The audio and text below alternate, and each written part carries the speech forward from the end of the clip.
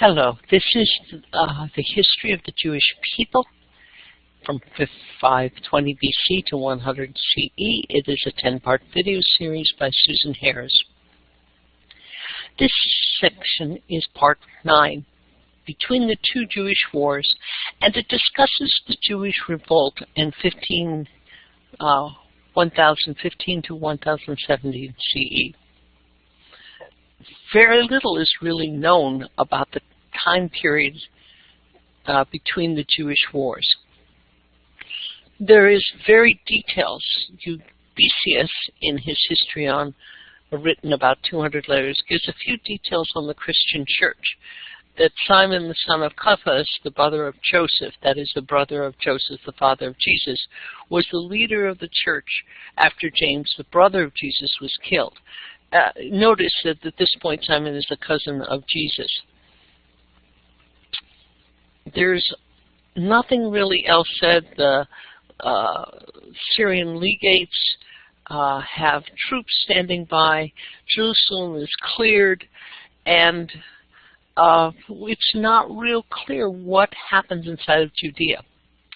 Now, there is a mention of a Judean Revolt in 115 to 117 CE.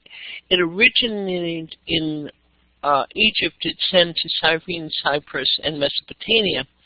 And again, you see a messianic speculation as the reason for it.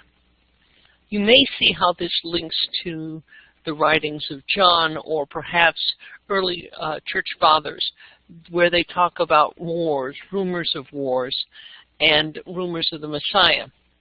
There was still a strong Jewish nationalistic revival.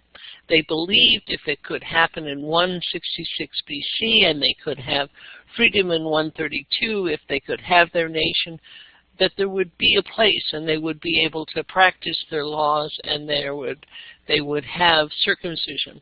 There was pent-up mythologies against Gentile overloads. Now, a Berber, Quietus, and a Roman Gentile becomes Judah's legate and suppresses the revolts for Trajan. He'd earlier suppressed the Mesopotamian revolt, and the picture of the griff you've seen in this sort of was seeing the Berber tribes, which he was a part of, start to be used in Mesopotamia. He used it probably in the Jewish revolt.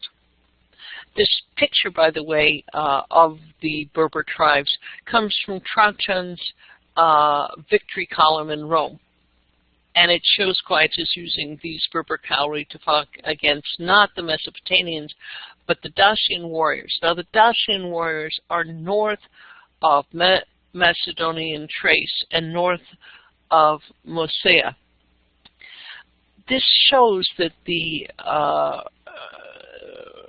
tribes in the northern part of Germania and in the northern part of Dacia were starting to see there was a really good set of population, there was wealth, there was good things to the south, and they were determined to conquer it. This probably also led to fear in the Christians and a change in questions on what was happening. Was this really the end of times? The Roman peace, which had less for so many years, was beginning to break down. Well, that's the end of this presentation. We will continue it with the final presentation on the Second Jewish War from 132 to 135 CE. Thank you for listening.